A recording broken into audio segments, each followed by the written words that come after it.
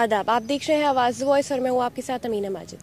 इस वक्त मेरे साथ मौजूद है मुन्ना खालिद, जो पैरा नेशनल चैम्पियन है और पीएचडी स्कॉलर भी हैं, जिन्होंने कड़ी मेहनत की है और अपने सपने को पूरा करने के लिए आगे बढ़ते जा रहे हैं। आइए करते हैं इनसे बात। बहुत बहुत शुक्रिया हमें वक्त देने के लिए। शुक्रिया। सबसे पहले मैं आपसे आपकी जर्नी के बारे में जानना चाहूँगी, कैसे आप बैडमिंटन में आए? एक्चुअली बैडमिंटन का मुझे ये नहीं मालूम था कि कभी मैं प्रोफेशनली बैडमिंटन खेलूँगा। मेरे साथ एक इंसिडेंट हुआ था हॉस्टल में, जब मैं ग्रेजुएशन सेकेंड ईयर में था। तो वहाँ पर कुछ स्टूडेंट हॉस्टल के बाहर खेल रहे थे बैडमिंटन।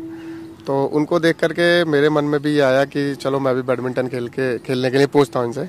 तो मैंने उनसे जा कर के पूछा कि आप मुझे भी बैडमिंटन खिला लीजिए। तो उन्होंने मुझे लगभग आधा पौन घंटे बैठा के रखा और उसके बाद वो बैडमिंटन नेट खोल करके जाने लगे। तो मैंने उनसे एक बार फिर से पूछा कि आपने मुझे तो खिलाया नहीं, इतनी देर वेट कराया। उन्होंने कहा कि अब हमारा टाइम हो गया, आपका अब जो है कल आ जाइएगा। तो वो उनकी जो बात थी, उन्होंने नहीं खिलाया, तो वो मेरे दिल को लग गई। और फिर मैंने ये सोचा कि अब जो है मुझे बैडमिंटन खेलना है, और ऐसा बैडमिंटन खेलना है कि ये लोग मुझे रूम से आएंगे बुलाने कि आइए हमारे साथ बैडमिंटन खेलिए। और दूसरे दिन से ही मैंने स्पोर्ट्स कॉम्प्लेक्स जाना शुरू कर दिया और प्रैक्टिस करनी शुरू कर दी, जिससे मेरा गेम इम्प्रूव होता गया। और ऐसा इम्प्रूव हो गया कि वो लोग फिर आने लगे मेरे रूम पे मुझे बुलाने। तो ये मेरा मतलब एक पॉइंट था कि मैं किस तरह से स्पोर्ट्स में आया। हालांकि उस वक्त भी मुझे ये नहीं मालूम था कि मैं किसी चैम्पियनशिप में पार्टिसिपेट वगैरह करूं। तो एक हमारे साथी थे, हॉस्टल में रहते थे, वो स्पोर्ट्स कोटा से थे, साबिर हक। उन्होंने मुझे बताया कि जो पैरा बैडमिंटन के नेशनल और इंटरनेशनल टूर्नामेंट भी होते हैं। तो मैंने पहला उनसे जानकारी ले करके मैंने पहला पैरा बैडमिंटन नेशनल चैम्पियनशिप में पार्टिसिपेट किया था 2015 में, जहां पर मैं क्वार्टर फाइनल हार गया था। लेकिन मुझे सीखने को बहुत कुछ मिला था कि मुझे अभी कितनी मेहनत करनी है, किस स्कोर पर काम करना है। और फिर नेक्स्ट ईयर 2016 में नेशनल चैम्पियनशिप में मैंने 2 ब्रॉन्ज मेडल हासिल किए थे। तो वो ब्रॉन्ज हासिल करने के बाद मेरे मन में और लालसा बढ़ती गई कि नहीं, अब तो मुझे नेशनल चैंपियन बनना है, और नेशनल चैंपियन ही नहीं, मुझे जो है इंडिया के लिए मेडल लाना है। तो वो धीरे धीरे वो बरकरार रहा और इसी तरह से मैं अभी इंडिया भी खेल रहा हूँ, 8-9 कंट्री भी जा चुका हूँ, इंडिया के लिए काफ़ी सारे मेडल भी ला चुका हूँ। तो ये मेरा स्पोर्ट्स का सफ़र रहा हॉस्टल से। जैसे आपने बताया आपको मुश्किलें भी आई, तो फैमिली सपोर्ट कितना था आपके पास? फैमिली सपोर्ट, देखिए मैं एक ऐसे परिवार से ताल्लुक़ रखता हूँ कि जहाँ पर मतलब बहुत ही ज़्यादा पिछड़ा हुआ एरिया है, ग्रामीण क्षेत्र में आता है। और मेरे जो पापा हैं वो एक ड्राइविंग करते थे, प्राइवेट व्हीकल चलाते थे, और हम 7 भाई बहन हैं। और 7 भाई बहन का पालन पोषण करना बहुत मुश्किल होता है एक ड्राइवर के लिए। तो मैंने मुश्किलें बहुत आई मेरी लाइफ में। जैसे मैं स्कूल से आने के बाद एक एसटीडी पर बैठा करता था, जिसके लिए मुझे 250 रुपये प्रति माह मिलता था। और उन 250 रुपये से मैं अपनी स्कूल की फ़ीस, बुक्स और किताबें, ये सारी चीज़ें खरीदता था। और इसके अलावा मैं ये भी सोचता था कि घर को कैसे सपोर्ट किया जाए। तो मैं स्कूल से आने के बाद, जैसे गर्मियों की छुट्टियां होती हैं, तो उसमें मैं कुछ छोटे मोटे काम कर लिया करता था, लाइक सब्जियां बेचना, फल बेचना, और जो आम की पेटियां होती हैं उनको मतलब बनाना बागों में जा कर के, या बागों में जा कर के आम जो तोड़े होते थे उनको पेटियों में लगाना। इस तरह के मैं काम कर लिया करता था। और 2012 में मैंने जामिया में फॉर्म भरा था। तो मेरा जब यहाँ एडमिशन हो गया तो मुझे ये नहीं मालूम था कि मैं यहाँ पढ़ भी पाऊँगा कि नहीं, क्योंकि हमारा मतलब घर की हालत ऐसी नहीं थी कि वो लोग दे पाएँ। तो किसी तरह से उधार वगैरह लेकर के घर वालों ने जामिया भेज तो दिया, लेकिन फिर ये था कि आगे की जो मतलब पढ़ाई है वो कैसे पूरी होगी। तो मैंने यहाँ पर ट्यूशन पढ़ाना शुरू किया, और उस ट्यूशन से जितना मुझे पैसा मिलता था, लाइक 2-3 हज़ार रुपये, तो उससे हॉस्टल की फ़ीस वगैरह मैं भर देता था। तो ये काफ़ी मेरा स्ट्रगल रहा है, और अभी भी स्ट्रगलिंग लाइफ है। हालांकि मैं गवर्नमेंट एम्प्लॉय भी हूँ, लेकिन अभी भी काफ़ी स्ट्रगल कर रहा हूँ, क्योंकि एक फिजिकली चैलेंज्ड पीपल के लिए काफ़ी चैलेंजेस, एक तो उसकी लाइफ से रिलेटेड ही आते हैं, दूसरे सोशल भी आते हैं। तो लेकिन मेरा ये था कि नहीं, मुझे सोशल कोई कुछ भी बोल रहा है, कोई फ़र्क नहीं पड़ता है, कोई कुछ भी कह रहा है, मुझे जो करना है, एक गोल सेट है कि इंडिया के लिए ओलंपिक में खेलना है तो खेलना है। अभी ठीक है, जॉब कर रहे हैं, उससे फाइनेंशियल प्रॉब्लम सॉल्व हुई है, फैमिली भी स्टेबल हो गई है, लेकिन अभी एक गोल बना रखा है कि ओलंपिक में पार्टिसिपेट करना है तो करना है। तो आप मुझे अपनी बचपन से जो आपकी जर्नी रही है उसके बारे में बताइए। कैसे आपने सोचा कि आपको पढ़ाई में आगे जाना है, जैसे आप पीएचडी कर रहे हैं अभी, कैसे सोचा स्पोर्ट्स में जाना है, मतलब ये सारी थॉट्स कैसे, बचपन से कैसा आपका सफ़र रहा है? मैं बचपन से पढ़ाई में काफ़ी तेज़ रहा हूँ। मैं लगभग हर एक क्लास में फर्स्ट सेकंड में आता रहा हूँ। और क्योंकि मेरे मन में जो पढ़ाई के लिए या नौकरी के लिए जो लालसा जागी वो मेरी फैमिली की स्थिति को देख के जागी। क्योंकि जो हमारी फैमिली की परिस्थिति थी ऐसी थी कि पापा जो जितनी भी सैलरी उनको मंथली मिलती थी तो उससे घर का हमारा पालन पोषण करना 7 भाई बहन का बहुत मुश्किल हो पाता था। तो मेरा मन में एक ये था कि नहीं, मुझे कोई कुछ करे ना करे लेकिन मुझे फैमिली के लिए कुछ करना है। और फैमिली के लिए कुछ करना है तो मुझे पढ़ाई करनी पड़ेगी। क्योंकि मैं 4th क्लास से मैंने कभी घर से पैसे नहीं लिए। और मैं एक हॉस्पिटल है वहाँ पर क्लिनिक, उस पर मैं एज ए कंपाउंडर भी रहा हूँ लगभग 6 साल। तो मेरा कहने का मतलब ये है कि जैसे जैसे मैं पढ़ाई कर रहा था तो मैं ये भी सोच रहा था कि मैं पढ़ाई के बाद कुछ ऐसा पार्ट टाइम करूं जिससे कि कम से कम मेरा खर्चा पढ़ाई का निकलता रहे। मैंने वहाँ रहते हुए भी, हालांकि मैं जैसे 11वीं 12वीं क्लास में था तो मैं 10th तक के बच्चे वहाँ ट्यूशन भी पढ़ा लेता था। और मैं बहुत तेज़ था मैं पढ़ने में।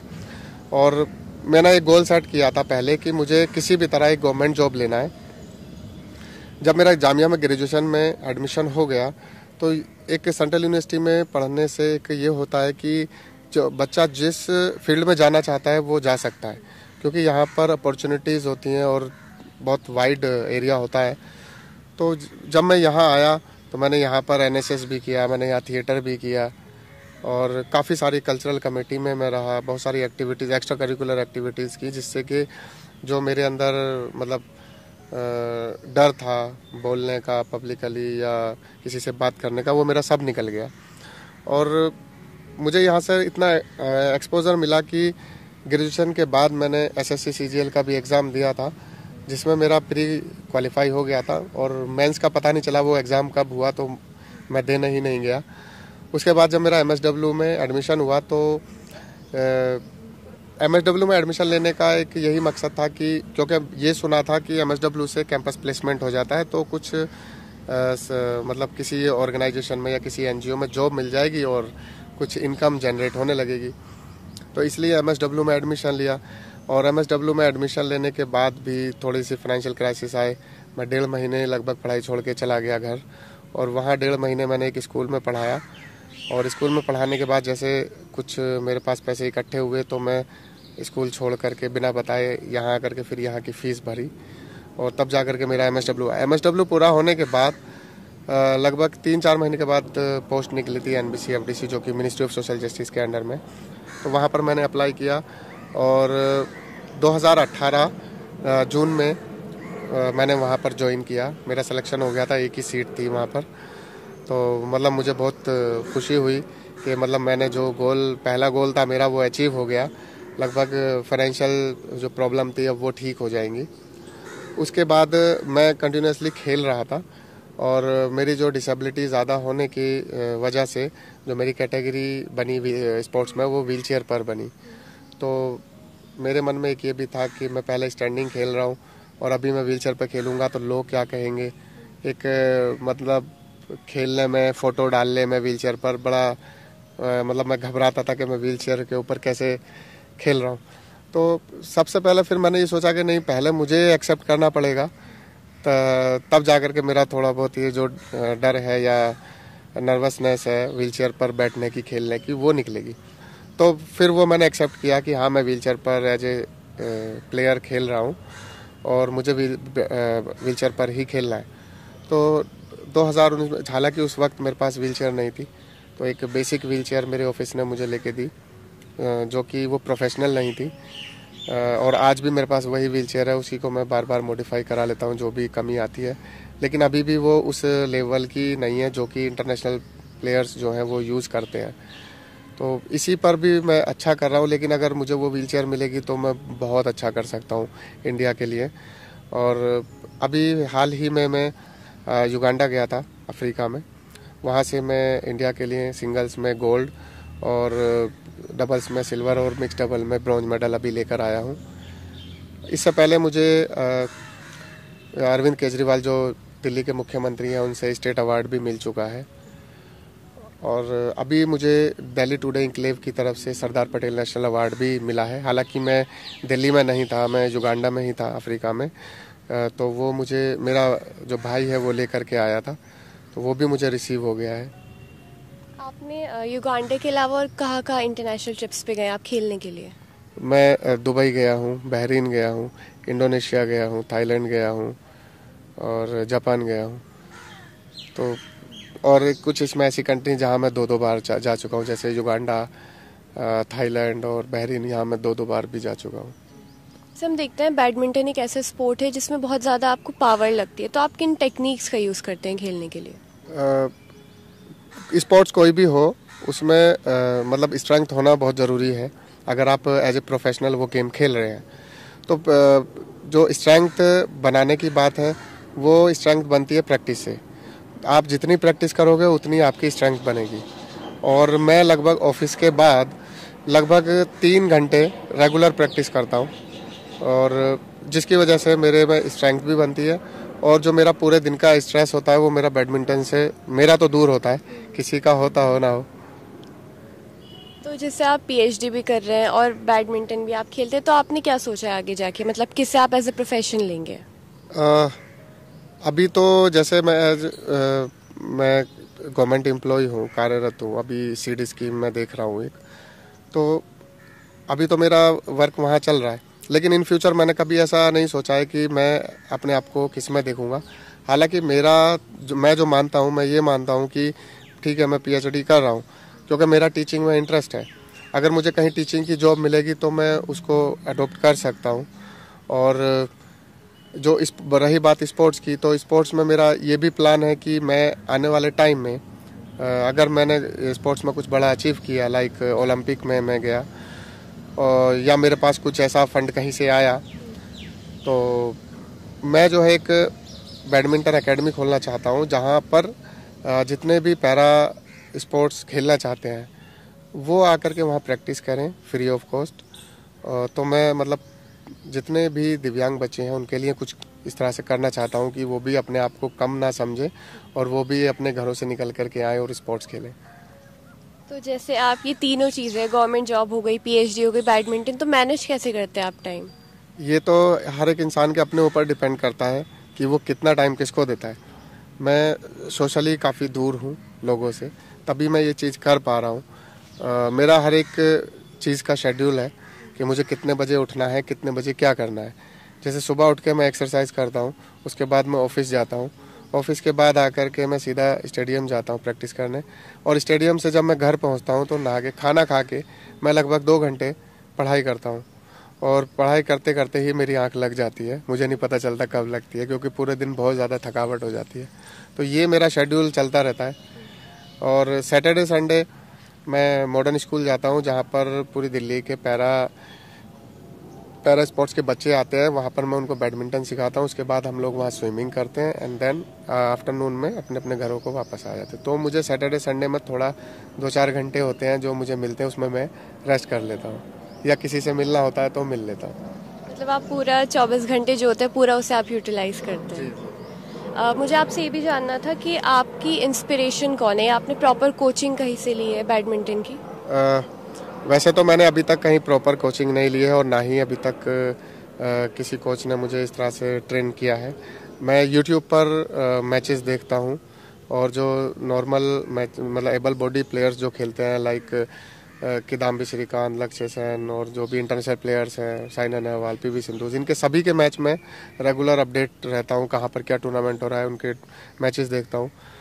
और इंस्पिरेशन अगर मैं बताऊं तो मुझे साइना नेहवाल मेरी मतलब बैडमिंटन में आइडियल है, और तो मैं उन्हीं को फॉलो करता हूं। और मतलब बहुत कुछ, क्योंकि बैडमिंटन में 2012 में सबसे पहली महिला वही है जो ओलंपिक में मेडल लाई है, और उन्हीं से इंडिया में बैडमिंटन का चलन बहुत ज़्यादा बढ़ा है।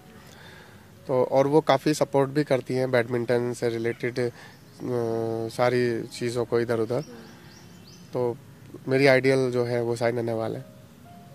जैसे हमने देखा है कि इंडिया पोलियो फ्री हो गया है, तो आप अपनी जर्नी के बारे में कुछ बताइए, कब हुआ ये? मुझे तो मालूम नहीं कब हुआ था, लेकिन जैसे घर वाले बताते हैं कि जब मैं 6 महीने का था तो मैं बैठ जाया करता था, और एक दिन मुझे बुखार चढ़ा था, जिससे लाइक मेरा पैर ऐसे मुड़ा और फिर मैं बैठ नहीं पा रहा था। तो मुझे जब दवाई दिलाई गई बुखार की, बुखार भी ठीक हो गया, लेकिन फिर मैं बैठ नहीं पा रहा था। तो फिर डॉक्टर्स को दिखाया गया, तो तब डॉक्टर ने वो डिक्लेयर किया कि इनको मतलब पोलियो से इफेक्टेड हो गए हैं ये। तो और कुछ लोग ये भी बोलते हैं, लाइक जैसे मैं बताता हूँ कि मुझे पोलियो हुआ था बचपन में, तो लोग कहते हैं कि आपने पोलियो की दवाई नहीं पी होगी।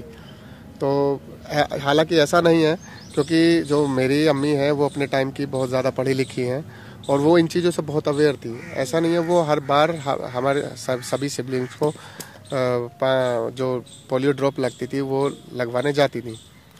तो वो तो एक होता है कि जिसको होना होता है वो हो ही जाता है, वो जिसकी किस्मत में लिखा है। तो ये सब लोग बोलते हैं कि पोलियो की दवाई नहीं पियोगी, लेकिन ऐसा कुछ नहीं है। जैसे आपने कभी हार नहीं मानी और अपने सपने को पूरा करने के लिए आप आगे बढ़ते रहे, तो आप क्या संदेश देना चाहेंगे लोगों को जो बहुत जल्दी हार मान जाते हैं? नहीं, तो जो हार मान जाते हैं वो तो कभी फिर आगे नहीं बढ़ सकते हैं, क्योंकि अगर आपने कोई चीज़ शुरू की है उसमें उतार चढ़ाव, परेशानियां, चैलेंजेस ये तो सब आएंगे ही। क्योंकि मेरा एक चीज़ मानना है कि जो गॉड है वो एग्ज़ाम लेता है किसी का भी, कि जैसे आपने कोई चीज़ शुरू की तो उसमें वो आपको इतनी परेशानी देगा, इतना परेशानी देगा कि आप, अगर आपने हार मान करके वहीं बैठ गए, आपने जितनी भी मेहनत की उसके अकॉर्डिंग आपको उसका वो फल देगा। लेकिन अगर आपने हार नहीं मानी तो वो ये सोचता है कि यार ये तो हार मानने वाला ही नहीं है, फिर वो उसके हिसाब से वो बहुत उसको ऊपर पहुंचाता है। तो इसलिए कभी भी हार नहीं माननी चाहिए और अपने आप को हमेशा पॉजिटिव रखना चाहिए। अगर किसी के साथ कुछ गलत भी होता है तो उस गलत में भी उसको ये सोचना चाहिए कि कोई बात नहीं, इसके बिहाफ पे कुछ ना कुछ और अच्छा होना है। तो पॉजिटिव थिंकिंग हर एक इंसान की होनी चाहिए, और जो भी एम बनाया है, जो भी लक्ष्य बनाया है, उसके जो रास्ता है, सही रास्ता, उस पर चलते रहना चाहिए। ये नहीं देखना चाहिए कि कौन क्या कह रहा है या कौन हमें पीछे की तरफ खींच रहा है। हमें उनसे छुटकारा लेना है और सीधे बढ़ते जाना है। बिल्कुल सही बात कही आपने। जैसे जो लोग पैरा स्पोर्ट्स में आना चाहते हैं उन्हें आप क्या सजेशन देना चाहेंगे? मैं उन्हें भी सजेशन देना चाहता हूं, और जो उनकी फैमिली मेम्बर्स हैं और जो उनके अड़ोसी पड़ोसी जो सोसाइटी है उनको भी मैं संदेश देना चाहता हूं कि जो दिव्यांग बच्चे हैं या जो डिफरेंटली एबल्ड पीपल हैं, उनके पास वो भी नॉर्मल की तरह ही हैं, वो भी एबल बॉडी की तरह ही हैं। क्योंकि उनके अंदर इसीलिए कहा गया है, एक शब्द निकाला है कि डिफरेंटली एबल्ड पीपल, और हकीकत में वो डिफरेंटली एबल्ड है, क्योंकि वो उनके अंदर भी बहुत टैलेंट होता है, सिर्फ उनको निकालने की ज़रूरत होती है। अपनी अपनी फील्ड में, अलग अलग फील्ड में उनको निकालने की ज़रूरत है। तो सबसे पहले उनको सोसाइटी से सपोर्ट चाहिए, और दूसरा जो सबसे बड़ा सपोर्ट, उनको फैमिली सपोर्ट चाहिए। फैमिली को चाहिए कि उनको लेकर के निकले बाहर, और सोसाइटी को भी सपोर्ट करना चाहिए, उनको पुश करना चाहिए। अभी देखते हैं हम कि जैसे सोसाइटी में भी जो दिव्यांग बच्चे निकल करके जैसे चले गए, कुछ बच्चे खेल रहे हैं और दिव्यांग कोई है वहाँ चला गया तो उसको नहीं खिलाते हैं। ऐसा नहीं होना चाहिए। उनको भी, क्योंकि जो पड़ोसी हैं उनको अपने बच्चों को यही सिखाना चाहिए कि जो वो दिव्यांग बच्चे हैं वो भी आपकी तरह ही हैं, आप भी उनके साथ खेलिए, उनको बुलाइए और उनके साथ पार्क में या मोहल्ले में खेलिए। और जो जैसे पेरेंट्स क्या होता है, दिव्यांग बच्चों के साथ डरते हैं कि कहीं ये बाहर निकला और ये गिर गया, चोट लग गई, तो मैं उनको ये बोलूँगा कि ठीक है, उनके चोट लग जाएगी, वो तभी मजबूत बनेंगे जब वो गिरेंगे और फिर खुद खड़े होंगे, तभी वो सेल्फ डिपेंड बनेंगे, वरना वो सेल्फ डिपेंड नहीं बन पाएंगे। बिल्कुल सही बात कही आपने। आप अपने फ्यूचर प्लान्स के बारे में हमें बताइए, क्या आपने आगे सोचा है? मेरा जो फ्यूचर प्लान है वो अभी मेरा 2026 का Asian para games world championship और 2028 का लॉस एंजलिस में पैरालंपिक है। ये मेरा अभी प्लान बना हुआ है, जिसके अकॉर्डिंग मैं चल रहा हूँ। थैंक यू हमें वक्त देने के लिए। All the best. Thank you. तो ये थे हमारे साथ मुन्ना खालिद, जो लोगों के लिए एक इंस्पिरेशन बन के आए हैं कि हमें हमेशा पॉजिटिव सोचना चाहिए